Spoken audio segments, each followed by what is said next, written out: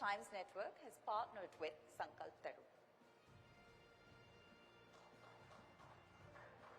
Lovely. So, ladies and gentlemen, India's green revolution has made the country a world leader in rice and wheat production. But our agricultural prowess has also taken a toll on our people and our environment.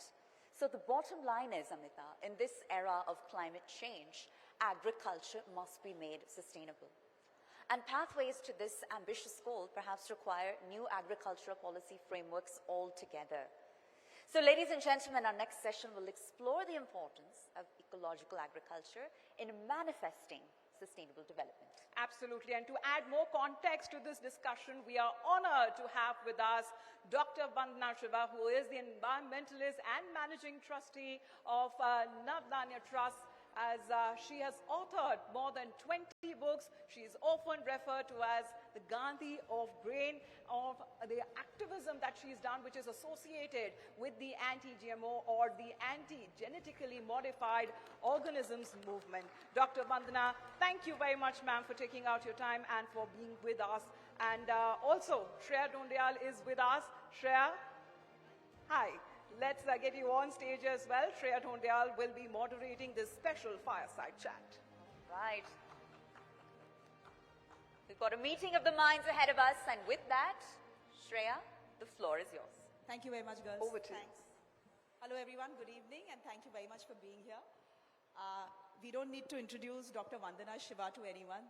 Welcome. Good evening. So great to have you here on the India Climate Summit. It's a pleasure and an honor. Should we start? Ma'am, you speak on a variety of issues. You write on a variety of issues. You study a variety of issues. But for the next 30 minutes, I want to talk to you about the future of food, because you're very closely associated with food. The United Nations is telling us that by 2050, the world's population will be up to 10 billion people. Will we have enough food to feed everyone? Because from what we are producing right now, that will mean that we'll have to produce about 60 to 70% more food. Given the fact there is scarcity of land, given the fact there is scarcity of water, energy, and then there is climate change, will we be in a position to grow this much food? And where will this food grow? Well, we will be in a position to feed not just human beings, but all beings, because every being must eat. People forget that. The birds must eat, the earthworm must eat, the mycorrhizal fungi must get its food. If instead of degenerating the capacity of this earth to produce food, we regenerate it in the kind of work we do in Navdanya. When I say degenerate, what do I mean? 75% of the soil and water has been destroyed by an industrial model of agriculture. An industrial model of agriculture is based on fossil chemicals. Ma'am, could you keep your mic a little higher, please? A little higher? Yeah. You know, fossil chemicals are based on fossil fuels. 1 kilogram of urea requires 2 liters of diesel equivalent.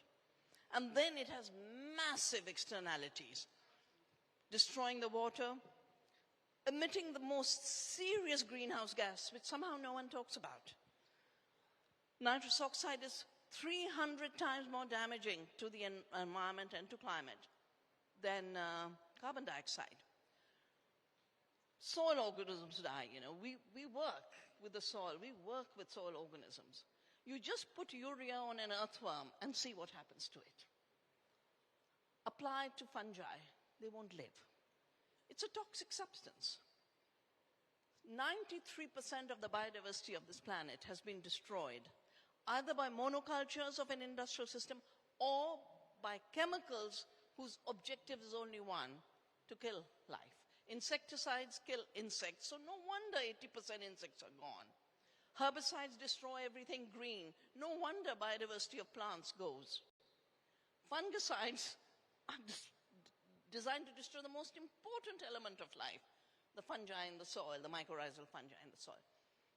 But most significant is the connection between an industrial model of farming based on fossil chemicals and greenhouse gas emissions and climate change. I wrote a book in the lead up to climate summit at Copenhagen called Soil Not Oil. And I worked out then that about 45% emissions come from an industrial food system. The data has been updated since then, and it's about 54%. 14% from production, which is the only figure usually mentioned. No one talks about the destruction of forests for a globalized system in which you're not growing food, you're growing commodities. 90% of the corn, GMO corn and soya, goes for biofuel and animal feed. It's not feeding people. Another 20% comes from over-processing food that makes us sick. It uses energy. Transporting it thousands of miles. Packaging it. You know, I've done a rough archaeological analysis of the waste dumps we are creating everywhere. Just go through the packaging. 75% is either plastic in which you brought the vegetable home or packaging of the food. And 4% is wasted. So 50% of our climate problem is an industrial model. And yet, on the other hand, when we shift to ecology, we regenerate soil. I would give you the data on how our mycorrhizal fungi are 3,600% more just by taking care of the soil. Our water levels on our farm, I hope some of you will visit the Earth University at Navdanya. Our water levels have risen 70 feet since we started because we are recharging more. We are holding more. Our biodiversity has increased. We have 6 times more pollinators on the farm than in the forest next door. We are next to the Rajajiv Sanctuary. And of course, the biodiversity solution, you can pull down more carbon dioxide than we are emitting through the plants which have an amazing technology, which somehow we keep forgetting, the technology of photosynthesis, of taking the sun's light with photosynthesis, absorbing the carbon dioxide, converting it into the food we eat and the oxygen we breathe. There is no technology like that in the world. So are you telling me that to prepare for the future, we have to look at the past? Well, if you think life is past and death is the future, go ahead. But life is forever. Ecosystems must work forever. Ecological principles are the iron principles. You cannot violate them without having climate change and biodiversity destruction, or in one day of the rain, a flooding in Delhi. That's not climate change. That's you didn't clean your drains. So we're mixing up everything, and we've created a very, very convenient thing that no matter what problem we created, we just say climate. And we are defining climate as a cause when it's a consequence of forgetting that there's a living earth. And the living earth has regulations, and this planet used to be 270 degrees centigrade. And the earth with her photosynthesis reduced it to 13 degrees and made it habitable for us.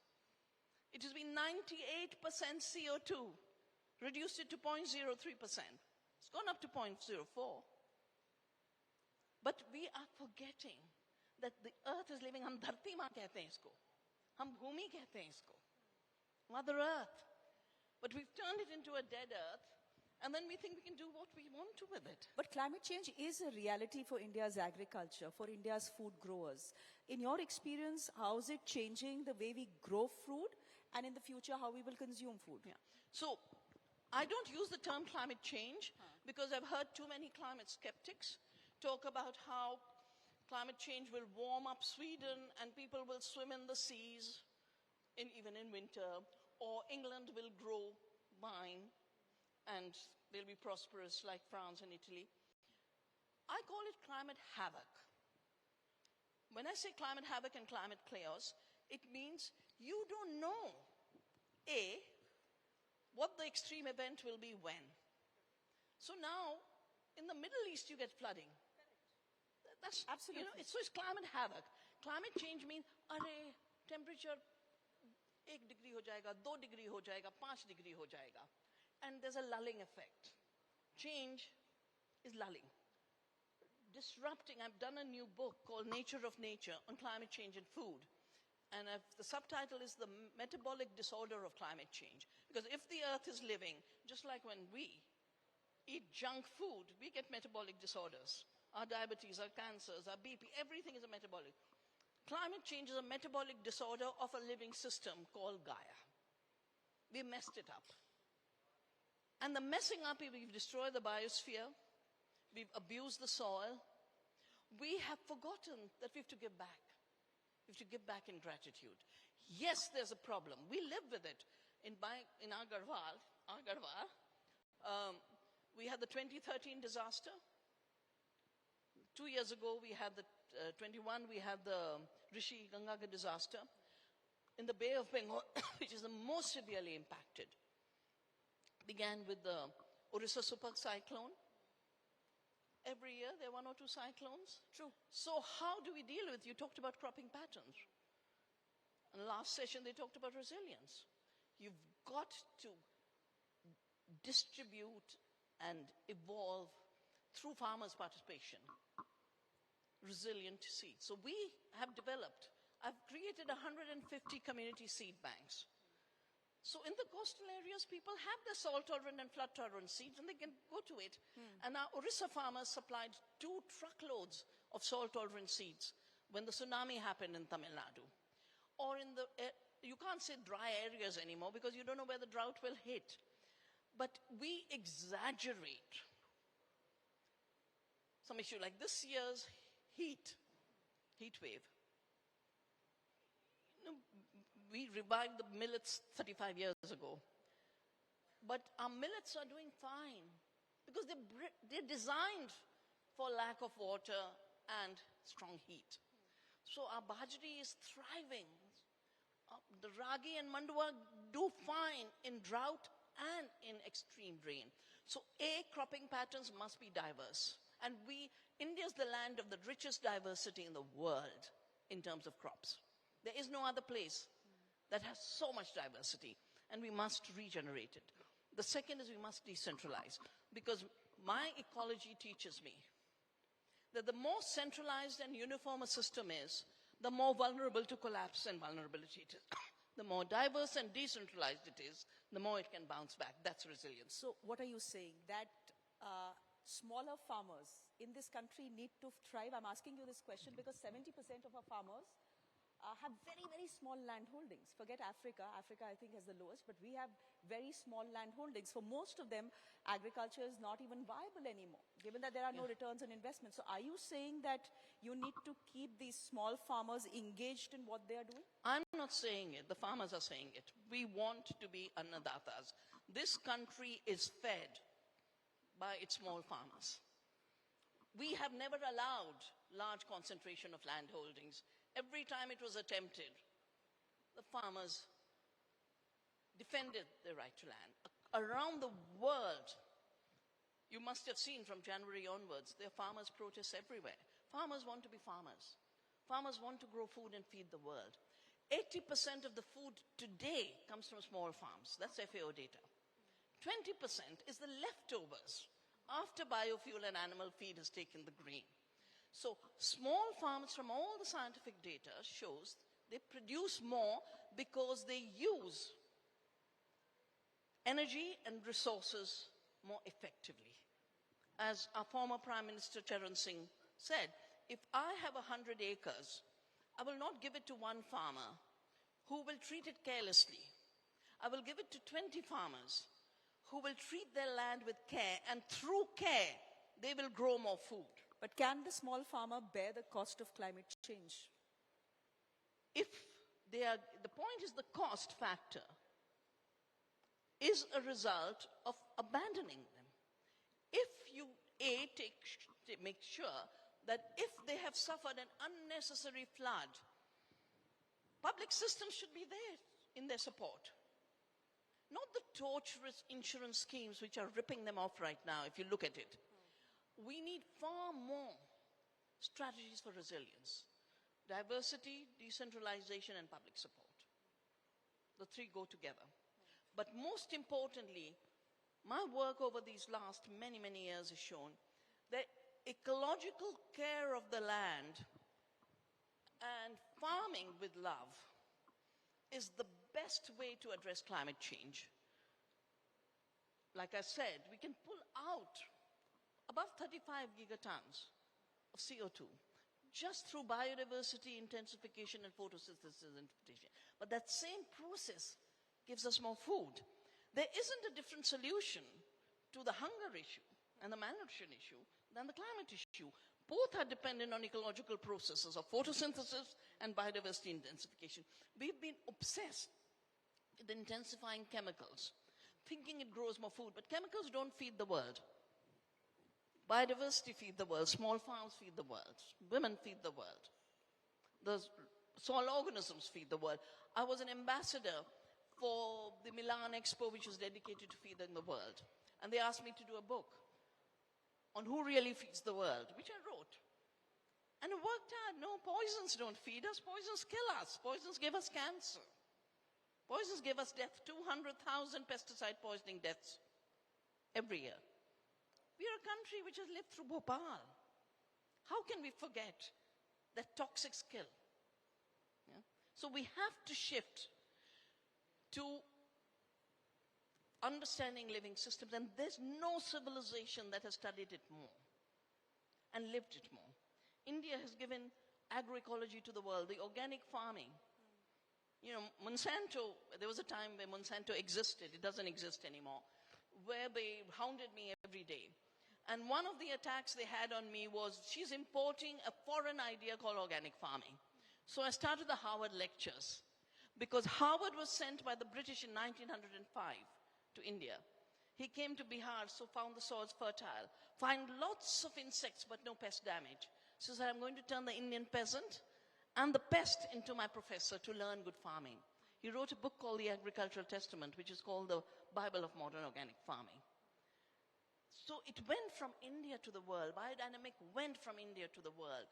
Ayurveda is so popular everywhere. But we are treating it like a stepchild. You know, Ayurveda says, eat diversity on a daily basis for health. Annam sarva oshadhi. The one thing Ayurveda doesn't recommend is meat. Can I just speak to you about meat for the next 2 minutes? Sure. A large part of the world's protein intake comes from meat.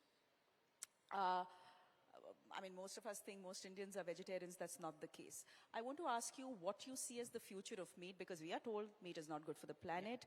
We are also told that because if you grow more cattle, if there are more cows, it means more deforestation. Across the globe, 6.7 million hectares of forests are being cut because land is needed for cows to graze. Where do you stand on this? What do you see as the future of meat? Yeah. So, you know, the Amazon being chopped for animal feed, like soya bean, is a very recent phenomenon. It's a result of globalization. But we forget that there are some places in the world that have adequate water for cultivation of crops. Because you need both fertile soil and water. Most of the world is too dry for agricultural cultivation. And so most of the land of the world is used by pastoralists. You know, take all of Mongolia, it's pastoralist. Take Rajasthan, it's a pastoral economy. All of the sub-Saharan Africa, pastoral. Look at the Maasai, pastoral. So what's happening is, you know, one of the problems with the Western mind that I have resisted ever since I started studying my physics is it's a mechanistic reductionist mind that equates things that are different. So they take pastoralism, equate it to factory farming, but factory farming and pastoralism are different. In pastoralism, the animals graze and distribute their load. In factory farming, animals are fed the grain that's taken away from human beings. And from there comes pollution. Factory farms cause pollution. Pastoralism regenerates the earth. And we mustn't forget that we are the land where we hold the cow as sacred, not for nothing, because the cow gives us soil fertility. The cow gives us animal energy.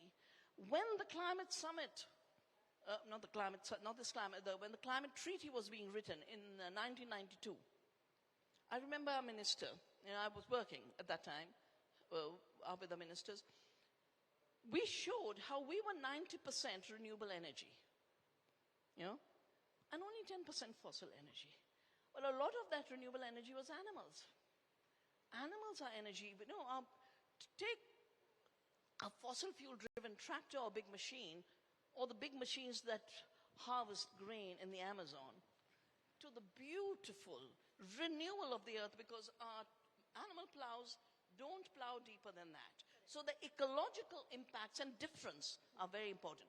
When you talk about meat, one more false assumption is people assume that if there's an animal, people are eating meat. The Rajasthan camel herders, and this is the year of the camel, and we're doing a journey for the camelids. They assume, if they have an animal, they've equated, they've got rid of the word factory farming, and they call it animal agriculture. And they see an animal. You go to the Gujarat women in the Amul cooperative. They have 1 buffalo, 2 cows. They're not chopping them up for meat. But there's this confusion that's been created to turn animals into a threat. And then you have brilliant people like Mr. Gates, who recently said, trees have no role. It's an idiot who thinks trees can absorb carbon dioxide. Will you be an idiot or a smart person? And then he goes on to say, cows are a problem because they have 4 stomachs. They have 4 stomachs because they graze roughage. He says the 4 stomachs are the problem, and I'm going to re-engineer the cow. One of the big confusions in this whole debate is they've forgotten that any animal, it could be a wild animal, it could be a deer, or it could be a cow. When they're grazing, they're part of the biogenic cycle. A biogenic cycle has a cow which emits a little bit of methane, which becomes carbon dioxide, turns back into the grass. 10-year cycle. 10-year cycle. It's not a permanent greenhouse gas. And yet, when you create the kind of waste that we have in Delhi, the mountains of waste, that methane has no reabsorption. So we've forgotten cycles, and we've forgotten 2 lessons from nature.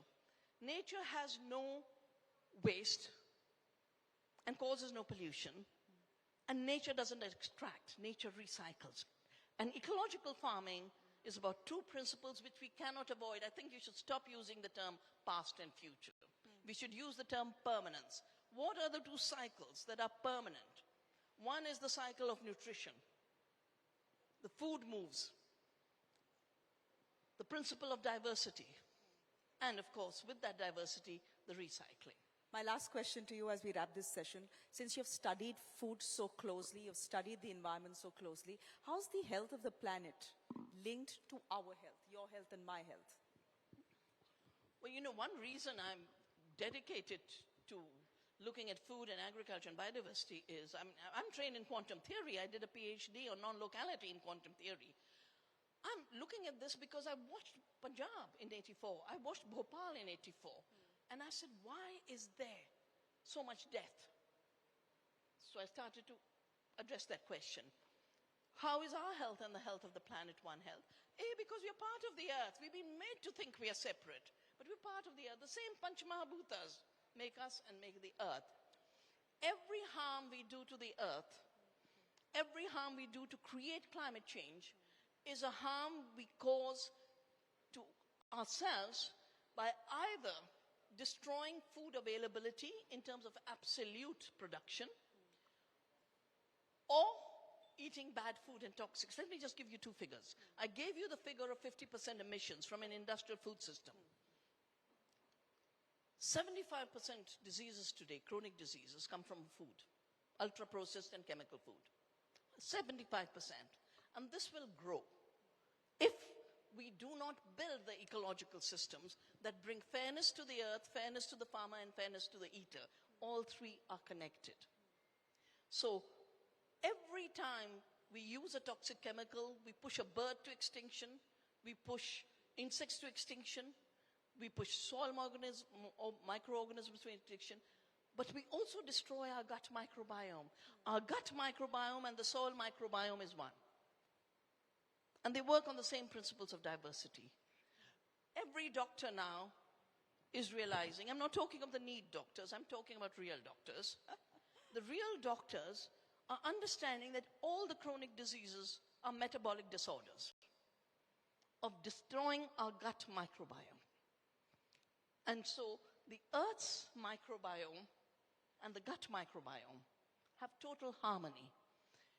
And we've got to go to the principles of what creates balance and harmony in systems. We have to start looking at systems as interconnected systems, not fragmented, not separated. We are separating the biosphere from the climate, and that's making a mess because the people like Gates are waiting for opportunities. He's geoengineering the planet. The last speaker talked about the Sami. I helped the Sami fight a Gates project on geoengineering in northern Sweden. You know, of course, genetically engineering the cow. He's desperate to genetically engineer the cow. And he's not happy with real food because real food circulates from the soil to the plants to us. So whatever is good for the earth is good for us. And that should be the measure. The earth should be the measure of living a good life. That's actually very well said. A couple of more questions then, Vandana ji. The counter argument to what you've just said will be, a lot of people here will turn back to you and say, but hum processed food kahan khate hain? As a culture and as a people, where are we consuming processed food? Hum processed food khate nahi the till 2005. When they changed our food safety laws from PFA to the FSSAI Act, the Food Safety and Standards Act, which was drafted by the Cokes and the Pepsis, whom we were dealing with at that time. Just read a study that the biggest market for Nestle, for Maggi, is India. We are a Maggi nation. We are a junk food nation. Gaon pe pahunch jao, remote ilakon mein pahunch jao. And that is something we must avoid, also because it destroys livelihoods. You see, the industrial processing doesn't create livelihoods. We used to have processing of food reserved for the small scale and cottage industry sector till globalization. So papas and pickles used to come from small women's groups. Then they put the burden of the FSSAI, where in the tiniest little bottle you have to measure kitna tel, kitna saunf, kitna yen. No woman can do it. Our artisanal food industry disappeared. This year I've taken a commitment. We're going to build back the livelihoods of women to create the healthy food you're talking about, because that's our culture.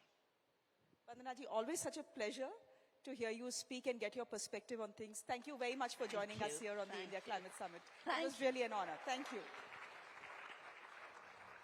Yes, thank you once again, Dr. Shiva, for your inspiring takeaways around making the vision for an ecological agriculture a reality. And yes, Shreya, I ask that you please present Doctor with a certificate that is indicative of the 10 trees that we have planted in her name in Chennai.